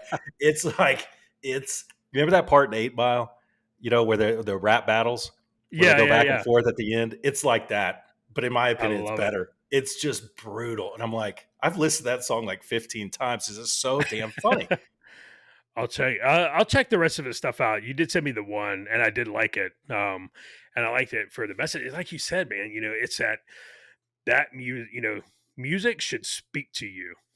It should speak to you and take you on some type of journey, whether it's you know a feel good journey, whether it makes you melancholy, like some type of journey. It should take you on that, right? You know, three chords in the truth, and you could really take that back to any other kind of music, right? And I think that's one of the things, like we talk about hip hop, and again, I didn't grow up listening to hip hop or rap, by and large. I listened to a lot of country. I did listen to some rap. I listened to a lot of Run DMC. Man, I Yeah, love Run because DMC. the school you went to, was it your high school or middle school where you were a drop of milk in a big cup of black coffee, right? My middle and high school. And but I did, man. I listen to Run DMC, and I love Run DMC. And then of course, I think all kids wanted to, man, what was the Two Live Crew? Like, all kids wanted to listen to Two Live Crew mainly because your parents were like, you will never listen to that. It's like, oh, okay. Um, so that was your first mistake. One, telling me not to listen to them. I don't even know who it is. Now I'm gonna go find them. Listen to it. And Two Live Crew, they were big. They were big in Florida anyway, because I think they were out of I think they were out of Miami. But anyway, so that music, it speaks to you, and that's why the hip hop was it was so big. That's why, like, the Chronic. You talk about Tupac. I remember, there's some of Tupac's songs, talking about his mom being a single mom, and doing whatever she could to to make sure he had a hot plate, when he got home and stuff. And then you had Biggie, um, and there was some hip hop out there that you're like, man, like this I can listen to, like this, because this is talking to me, it's telling a story. Even some of the songs, like, I can't relate to that, but it's still a story that you can listen to. And dude, there's nothing now that I can really, the new stuff, like, I just can't relate to. It's just, you're just like, especially when whether it's Luke Bryant talking about shaking money makers and stuff like that. It's like, dude, I'm 45 years old. Like there ain't no, nobody shaking money makers in my world. Nobody I wants don't, you to shake your moneymaker and either. yeah, it's absolutely Unfortunately, nobody. No, no, nobody wants me to shake my, my old white man, 45-year-old moneymaker. So they're not singing to Um, you, dude. They're that's, singing to what, some, that's true. it's just like you're saying, man. And that's a problem though. It's like they're singing to a crowd right now who's not going to be their crowd much longer. And so they're going to find themselves in the exact same position, right? Because, like you said, it's dumbing down. It's dumbing down the music. The people who come after them, they're gonna quickly find themselves, the shooting stars. Like, hey, man, your time is gone, and you don't have anybody left to sing to, and the music that you left behind is garbage that nobody's gonna go back and listen to. You I know, was having this argument with my nephew, who is very much into modern hip hop. I was like, he was talking about this guy J. Cole, right? And I've never heard of him, right? But he's like, no, he's the best of all time. And I was like, and I was like, dude, ooh, him and Post Malone, right? Nobody is going to be quoting their music in 10 years. That's just not going to happen. But when I say something to you like, son, they shook because ain't no such things as halfway crooks, that song came out like 20 years ago. And man, people still quote it, right? And it's just, I cut you off. I'm sorry. He was like, no, they will, man. Because I'm telling you, this guy's no joke. And in all fairness, I am probably not going to take the time to listen to J. Cole. But, because my first question is he independent? And my nephew's like, or is he on a small label? Is he independent? Oh, my nephew didn't even know what I was talking about. So I'm like, oh, well, because if he's on a major label, I'm probably not going to listen to him. I'm not going to give it the chance. I'm just not, because it's going to be garbage. It's going to be something I don't like. Okay. anybody, no disrespect to your nephew, but anybody who says the greatest hip hop artist of all time and doesn't say Eminem is automatically like, dude, your opinion is garbage. Wait. So are you saying Eminem is the greatest hip hop artist of all time? Yes, Wow, greatest hip hop really? artist of all time. And I tell you Wow. what, there are plenty of videos of 50 Cent. There are videos of Dr. Dre. There are videos of I want to say even Jay-Z stating that exact same thing. 50 Cent, Hmm. because there was this big thing, and when I was kind of like looking up some of the music stuff, there was this one of these articles because like, okay, hip hop, who's big in hip hop now? Because dude, I can't tell you, um, because again, my music playlist, stopped in like 1995, maybe 2000, with the exception of very few, and you know, so this thing popped up. There was this big to do about 50 Cent not following Eminem on Instagram. And there's this interview that pops up and they're like, well, why don't you follow the interviewer is like, why don't you follow Eminem on Instagram? And 50 Cent's like, why do I need to? If I want to talk to him or message, I'll just text him. It's like, I don't need to follow him on Instagram, and he doesn't follow me. Like, we just text each other, we call each other, like, and so it was kind of like a beef that was, other people were making, that like Eminem, they don't care.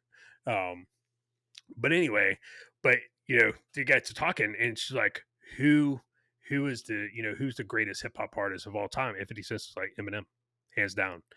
And it was 50. It was either 50 or Dr. Dre said that there are so many people out there that are upset because you had this white kid come on the hip hop scene and do it better than everybody else.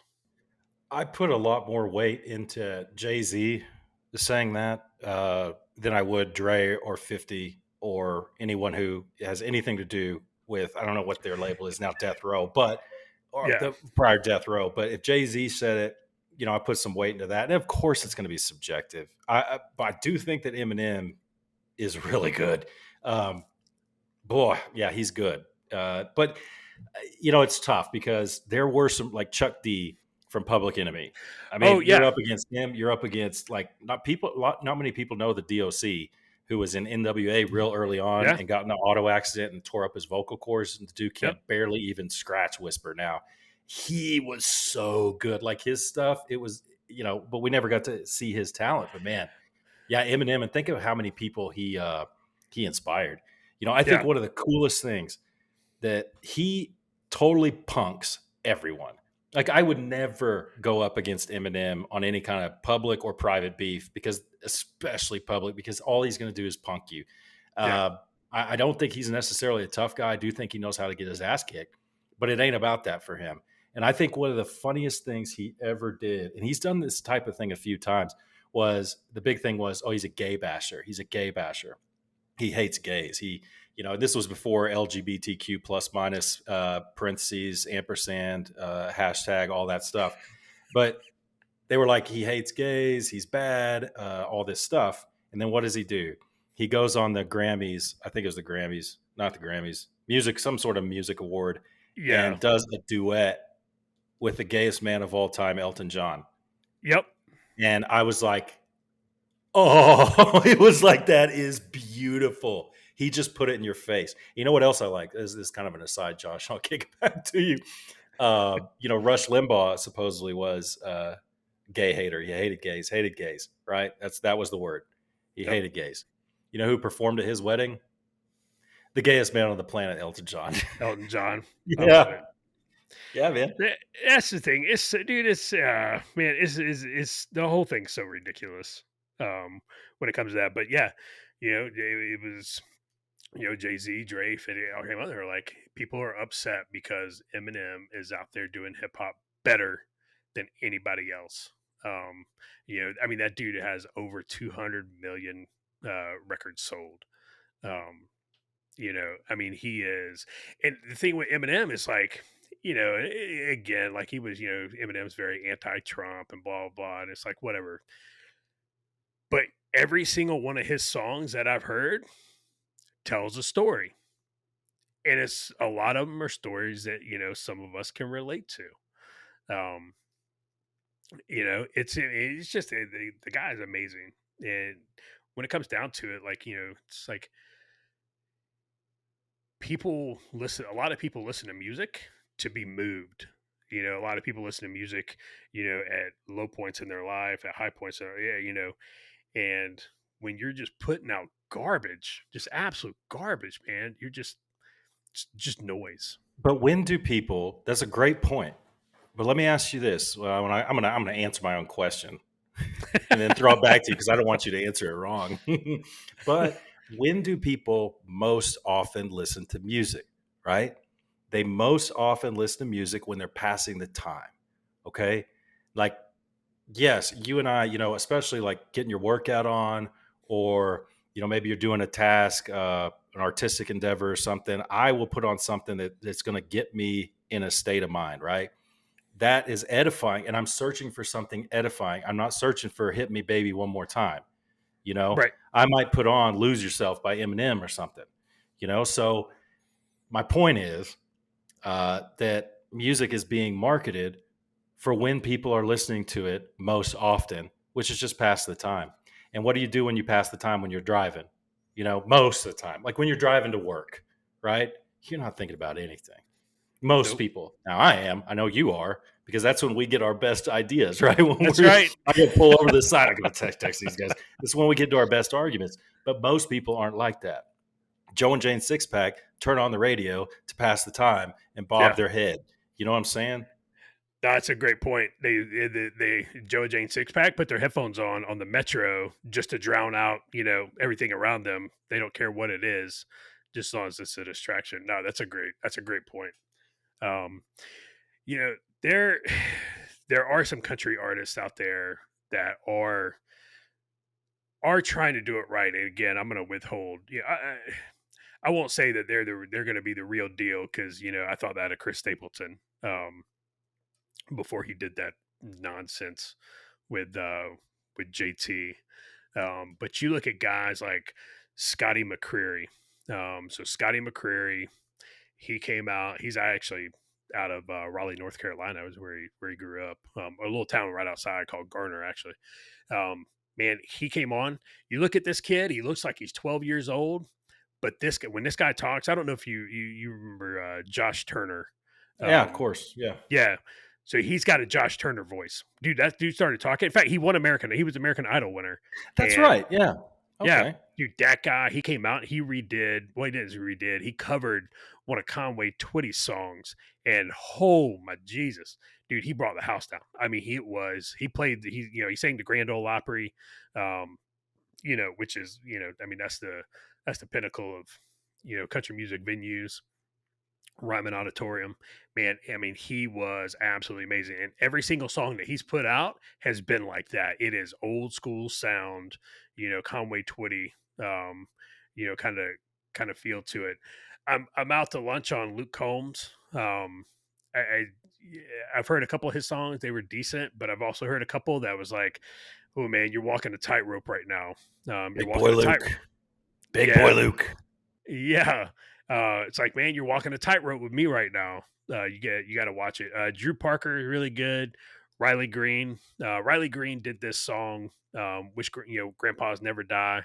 It was fantastic.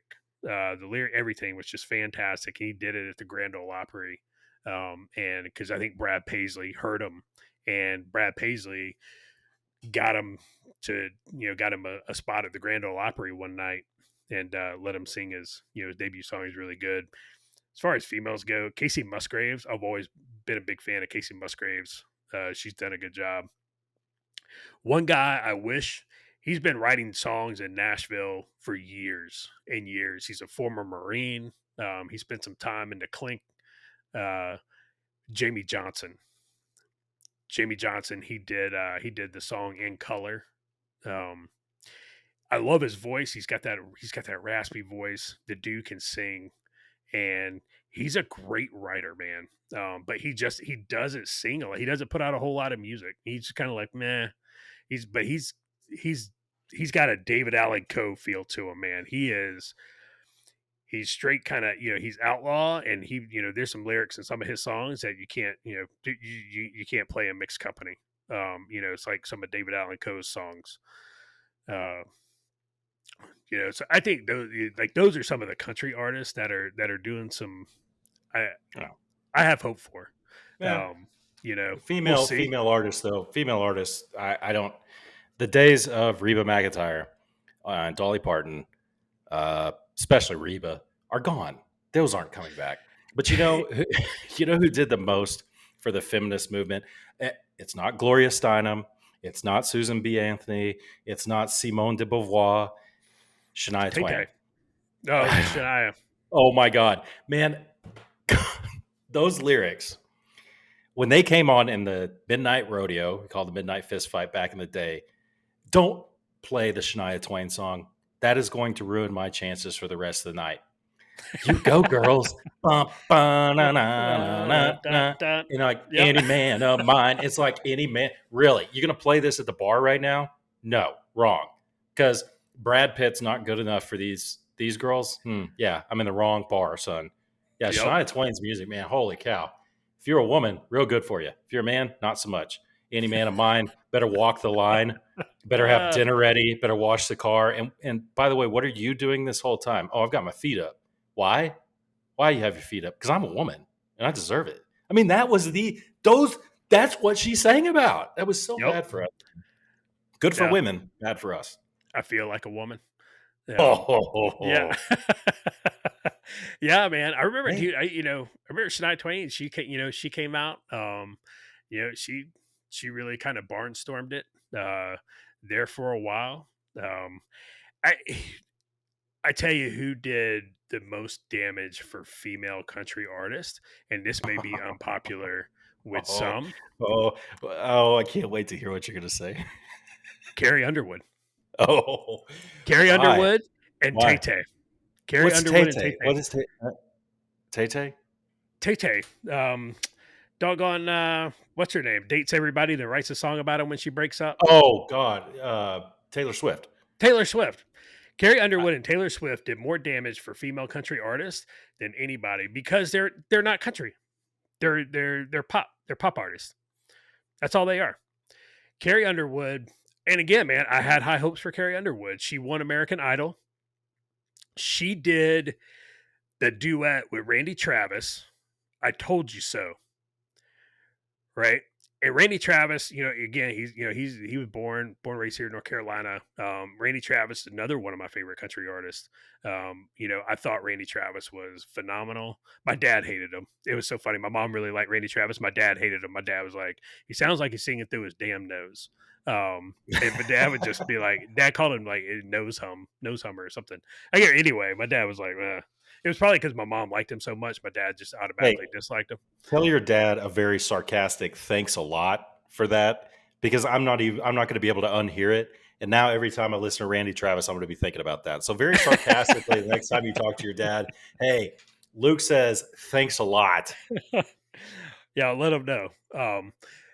She did that duet with him. I Told You So, and it was phenomenal. I was like, dude, she is, I was like, she is going to come up. She's going to be the next Loretta Lynn. She is going to be that, that Reba. It's like, hey, who is the female country music artist that you automatically first think of? And it's like, yeah, like you said, man, it's Reba, Dolly, Loretta Lynn, Barbara Mandrell. Loretta Lynn and Barbara Mandrell. Wow. Dude. Yeah. Man, Barbara Mandrell, she did George Jones, I Was Country When Country Wasn't Cool. Man. About Crystal Gale, man. Crystal Gale, man. With that hair. With that hair, man. Hey, who's that girl that Luke Bryan left for Gwen Stefani? Or not Luke Bryan, the other guy. God, I can't remember his name. Oh, Blake Shelton. It was Miranda. Yeah, she's awful. Ugh. It's like, stop being bitter. Move on. Just move on. I mean, he's not even that good looking. Yeah. Neither is she, to be fair, but. Yeah. She just, man, that was the thing there. They were like, everybody was like, oh, look at this, the country power couple. This is going to be somebody. And it was at work one day. And this was whenever they first got married. And I can't remember when this was. I mean, it was obviously a long time ago. But they were like, dude, did you see, Blake Shelton and Miranda Lambert get married? And they go, that's it. It reminds me of when Johnny and June got married. And dude, I turned around and I said it, and I said it loud. I was like, you can go F yourself right now. I was like, don't ever say that shit to me again. And like, people stopped and looked at me. People stopped and were like, whoa. They thought there was about to be a fisticuffs. There was going to be a Donnybrook. It was so bad. But yeah, dude, when you thought about female artists, man, country artists, it was Reba, Loretta Lynn, Barbara Mandrell, and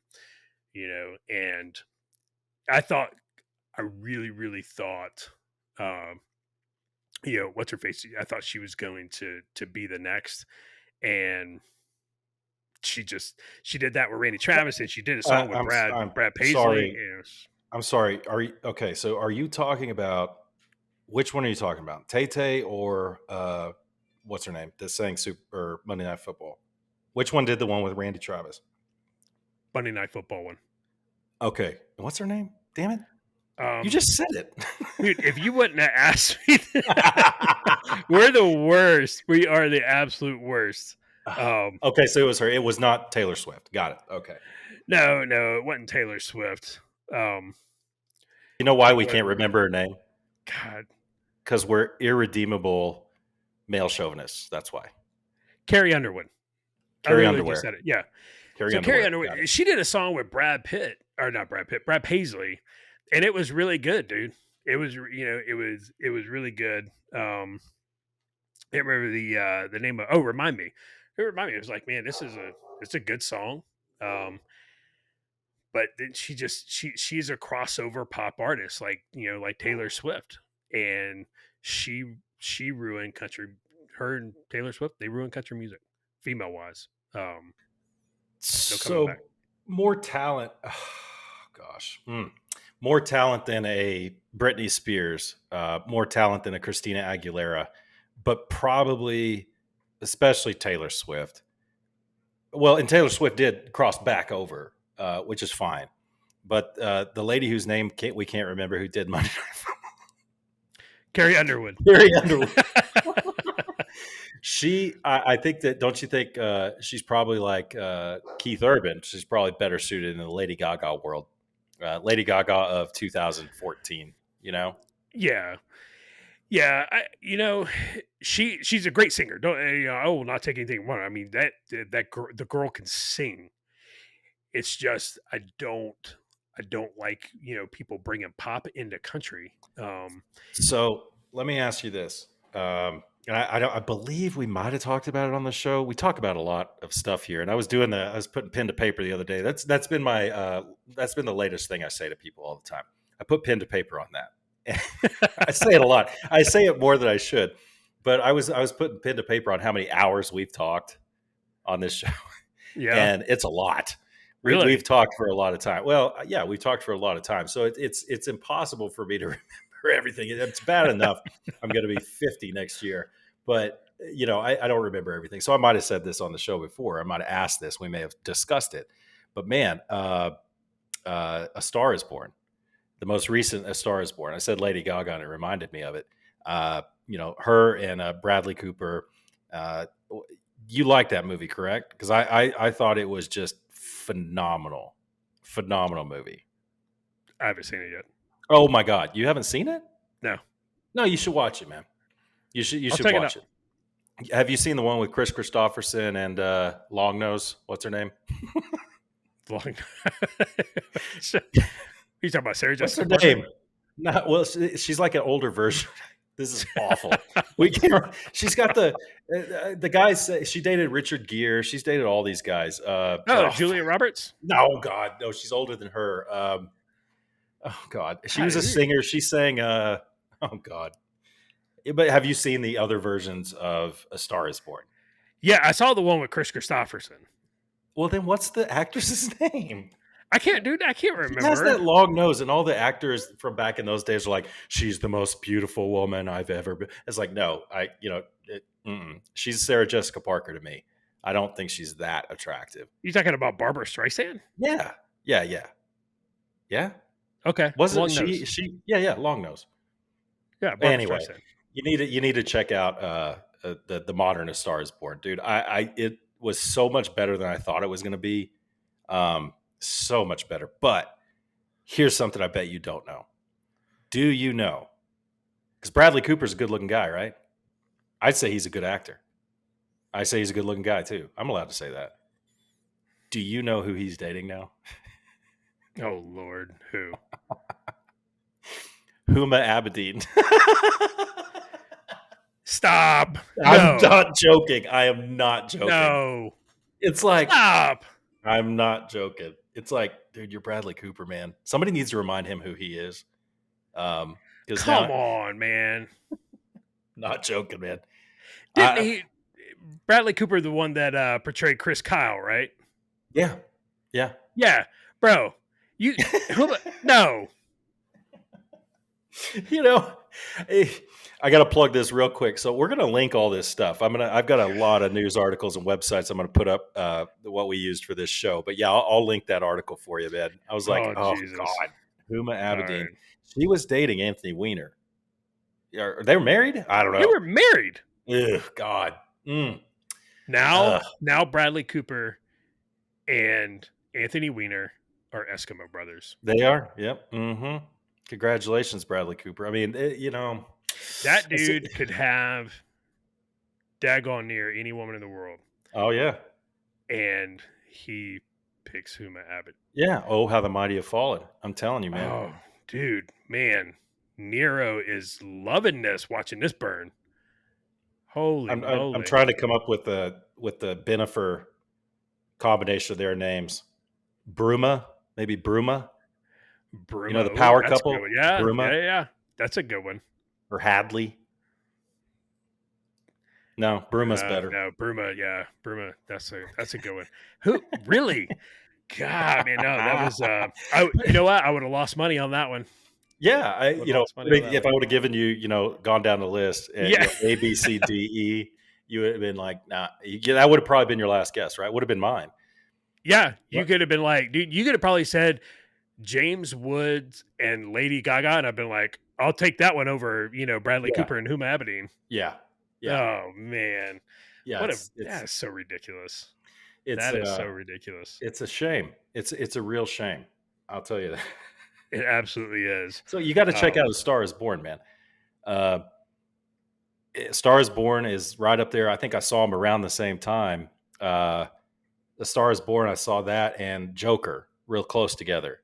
Yeah. And Okay. they were two real solid movies. I was just like, there is hope for cinema, because man, God, there's some garbage. Oh, Yeah, man. I hate the CGI. I hate the Marvel. did you see I just don't like it. Did you see the Brad Pitt movie called Allied? It was the movie that ended his and Angelina Jolie's marriage. They broke up shortly after that. Oh, check out! You got to write this stuff down, Josh. Check out Allied. It's about spies in World War II in North Africa. It's a pretty good movie, man. Oh, okay. Yeah, Brad Pitt plays a Canadian Royal Air Force officer, and Marion Cotillard. She's in a lot. She was in Inception. She was the wife in Inception. Yeah. She's a spy too. So anyway, that's a good movie, man. Check that out. I saw it was on Netflix, and I was like, oh man, I'm going to watch that again. And that's one of those ones that I can sit down with my wife and watch because she loved it too, obviously, because Brad Pitt's in it. But it's a good movie, man. It's solid, man. Nice little spy story. I'll check it out. You seen anything lately you'd recommend to the audience? No, man, dude. The last newish movie I saw was Top Gun, which we talked about that. I absolutely recommend. A movie really has to grab me, or it has to be recommended by somebody who I respect. So I'll definitely check out Allied. Oh well, wow, thank for me you to watch it. I wasn't expecting that. You're just so used to Roger telling you how much you suck and how much he dislikes you. I was flipping through channels the other day, and I come across. I always go back to what I know. Like Casablanca was on, and it's just it's one movie. If it's on and I'm flipping through and I don't have anything, like I'm watching it. It's just so I don't think Roger's watching many movies on his kayak. No, it's hard. Right It's risky. It's risky. You can drop that thing, and it may be waterproof, but you can drop that thing into the lake, and you're out of luck. That's right. So right, Roger, yeah. recession-proof Roger, recession-proof RPR. Roger, Romeo Papa Romeo, recession-proof Roger, man. Good. Roger's like, no, man, I'm doing okay. He's on a lake somewhere in Arizona, in his kayak, and he's like, I'm sending pictures from the grocery store. Dude, this inflation is killing me. And Josh sent a picture of the gas pump, and Roger will send a picture. Yeah, I'm fishing on the lake. I'm a kayak. Yeah. Roger's like, I don't know nothing about no recession.